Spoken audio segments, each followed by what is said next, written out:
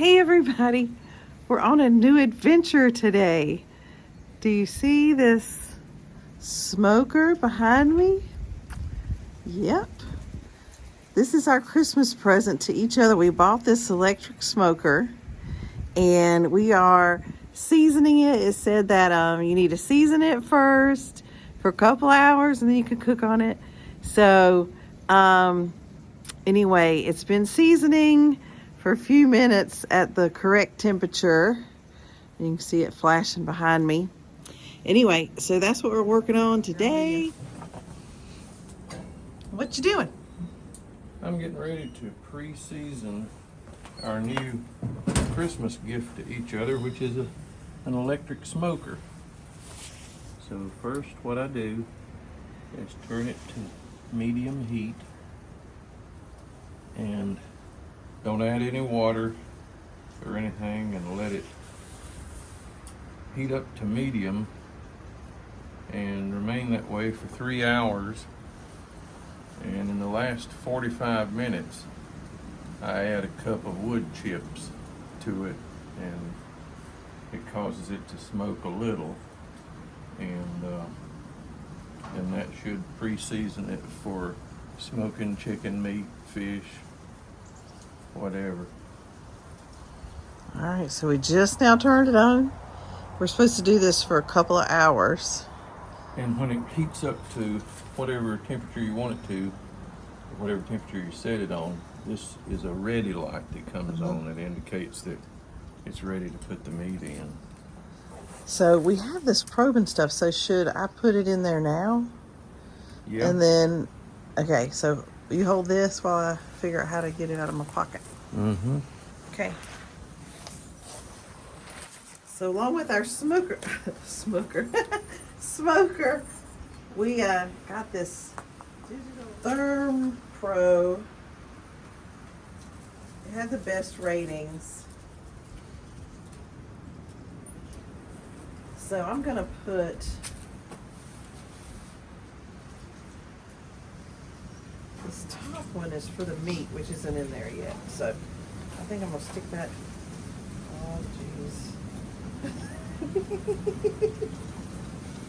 Okay. No trick photography here. Okay. All right. So then this next one is for. I guess I can't set that on there all the time, you know. But anyway, so.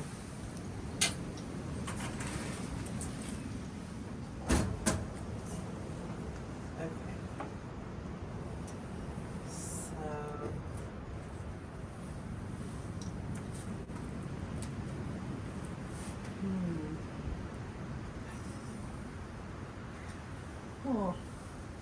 So that's in probe 3.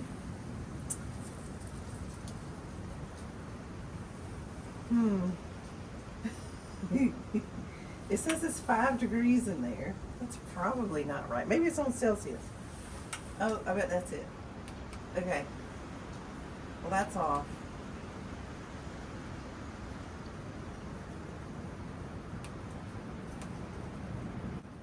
Huh.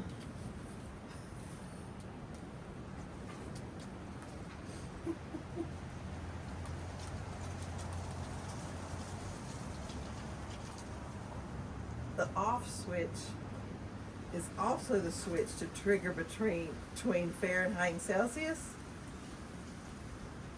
But when you push it, it goes off. It doesn't. Maybe if you hold it down.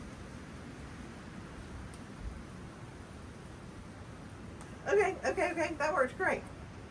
All right, so it's 41 degrees in there. So maybe it is heating up. I don't know. I would say that's right, because I looked at the thermometer on the way out here, and it was 34 degrees out here. Okay. So with the sun shining on that, that's probably about right. Okay. So we're sitting pretty. We haven't set a timer to go off. I kind of want to know when it gets to 200. Isn't that what we're aiming for, or what are you aiming for on this particular one? 200. 200. So I'm gonna figure out a way to set the temperature. So we got our probe up here. It's flashing, so that means they're connected. It still says 40 degrees. Tim, turn this on, I guess. Mm-hmm. It's really chilly today. It's 30 something, but the wind is howling. And so hence the big jacket. But we're in under this lean-to thingy. Let's see. We're under this lean-to here on the edge of the garage. And we love it back here. If you watched our other videos, we did the pollinator garden. We repurposed that back here. And our birch tables we did back here. So anyway, so we're out here away from the cold wind. So here comes Tim. Tim, I forgot what kind of meat.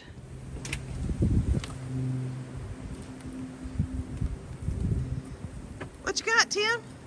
I got a 40-ounce New York sirloin steak. What you gonna do with it? I'm getting ready to put it in our smoker and leave it for around an hour, and then come in and sear it on both sides, and we'll make a meal out of it. Yeah, okay.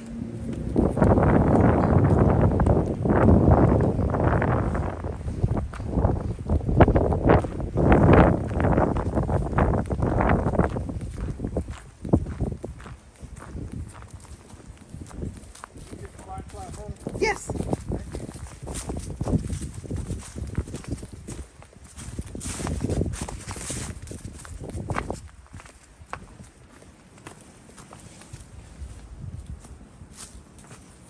I may not know how to turn it on. Hang on just a second. Oh, we were going to get our battery operated, weren't we? Huh? We were going to get our battery operated. That is it. Oh, Oh. battery operated what?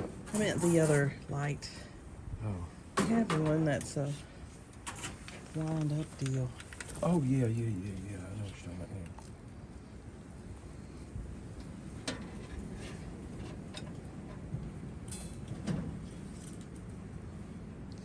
That looks great.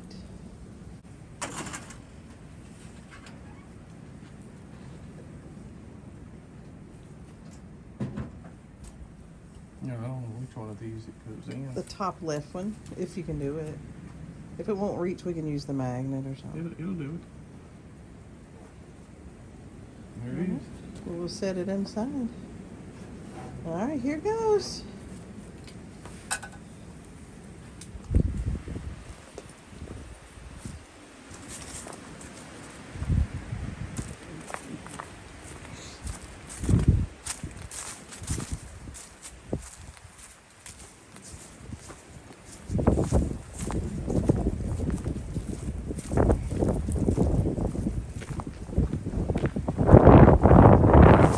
Here we go.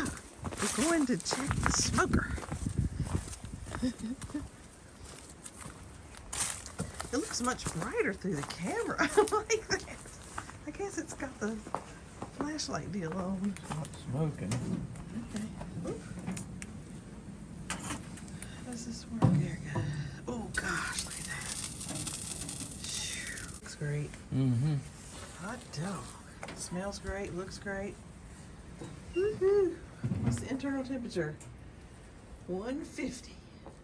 115. Oh, 115, and we're going for. 150. If you want to stay here, Yeah, so I'm gonna run and get a cup of a few more chips. Okay.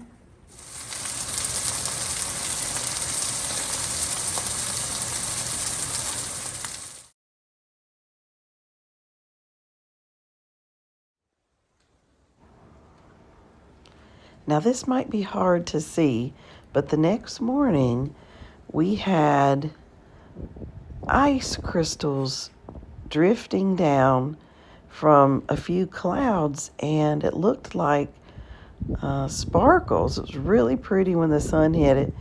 Hard to see, but it looks like Tim's got a good picture here where you can see it against the garage there. So, really neat. We haven't seen this type of precipitation before.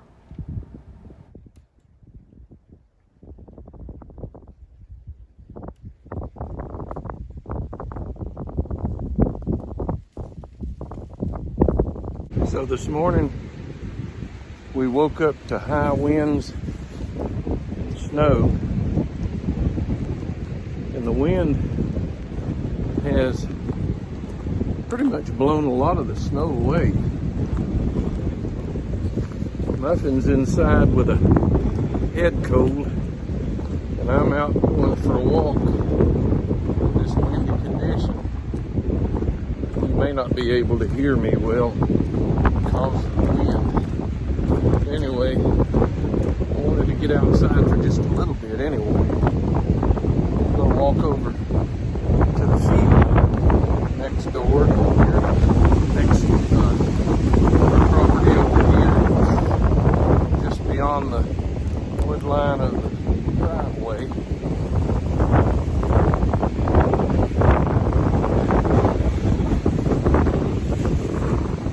The wind's blowing about 30 miles an hour. The gusts are, I think the sustained winds are somewhere around 19 to 20. I just saw our neighbor, some guy and his daughter, they were out walking their dogs. I talked to them a little bit.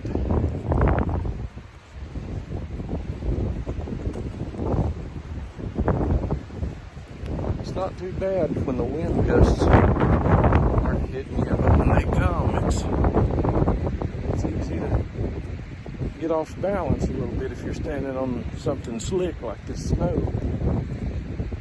Like I said, the wind gusts surprisingly have blown a lot of the snow away, which that's fine with me. This is dry, powdery snow, and we didn't have to shovel it. I could go outside and sweep it. Oh, there comes the UP delivery man into the house.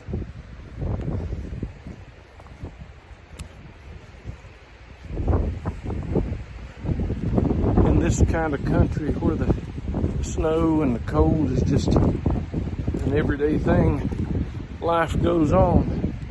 You get packages delivered, mail, people are at the store, people are out and about in town, people are going for walks. Because if you waited until good weather to get out and walk and enjoy yourself, you'd be stuck inside forever. So, having moved here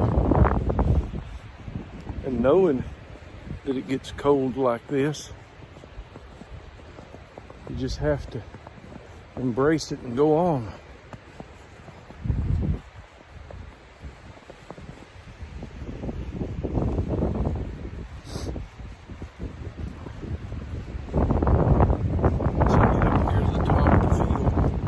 I'll show you a little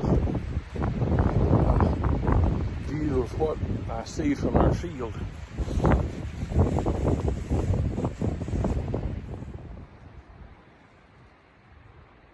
This is the trail leading into the woods where I'm walking. I'll give you a little idea of our woods and where I'm headed.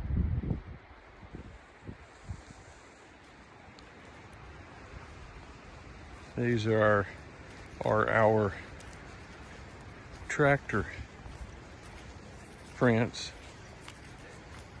down the trail. The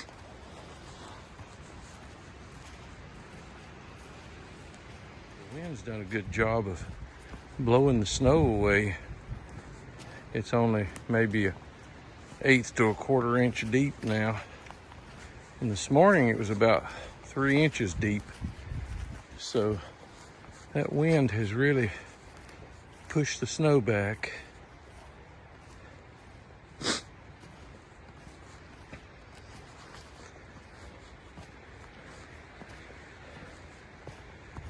We always layer our clothing for the weather like this, so you can put on a little extra if you need it.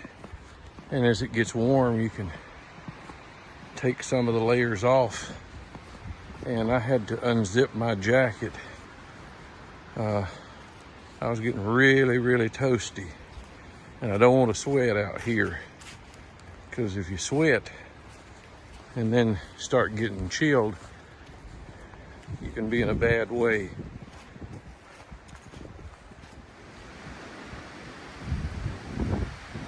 Here's what it looks like in the spruce thicket.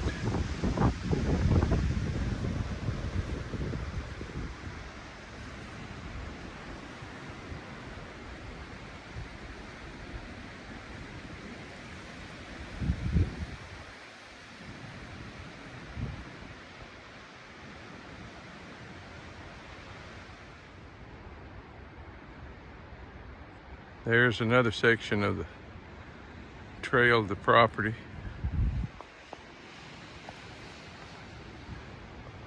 And then it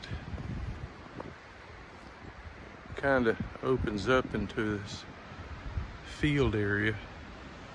And beyond that spruce tree is more open field. I'm gonna stay on the trail here. I'm not gonna go in the woods because the way the wind's blowing, it could blow a limb out of a tree or a tree over and a guy could get really hurt.